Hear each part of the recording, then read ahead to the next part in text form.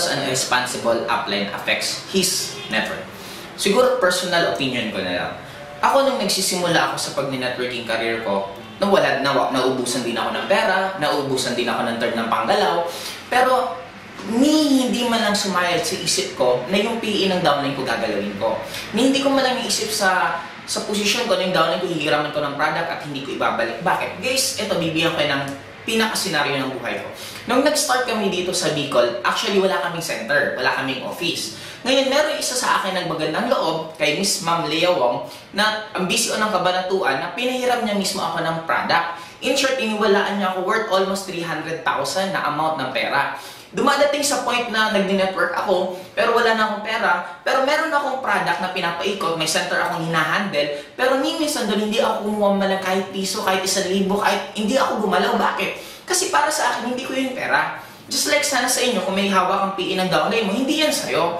Hindi mo rin pwedeng i-justify na hawak mo yung pera, biglang nagkaroon ka ng family matters, may emergency sa bahay nyo, still hindi mo siya pera, wala kang karapatan dapat galawin yon. Kasi just imagine sa akin, kung time na nanggugutom ako, time na nawawalan ako ng pera, since meron naman ako center na in-handle, kung ginalaw ko yung pera, tingnan nyo yung magiging chain reaction.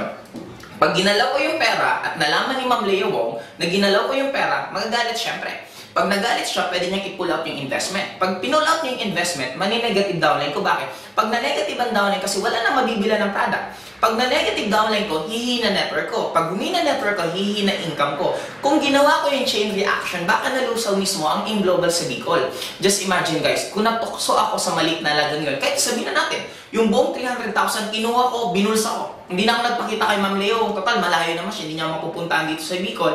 Guys, yung kinikita ko ngayon, araw-araw, yung 4 kong sasakyan, yung naging travel ko sa iba't ibang countries, yun yung lahat na nasakripisyo dahil lang sa 300,000. Kaya ito lang tatanungin ko sa'yo. Kung ikaw yung tipong networker na medyo natutokso ka rin pagdating sa pera ngayon, ito lang tanungin mo sa sarili mo. If you think that is your worth, kung para sa'yo yun na yung worth mo, then okay lang, kunin mo yan. Pero pag para sa'yo hindi mo siya worth, then don't do it. Malay mo guys, ikaw ang isang nag-aantay na katulad ko na yung kikitain ko after ilang years, yung hindi palang kikitain mo tapos matutokso ka lang sa maikli or sa maliit na halaga.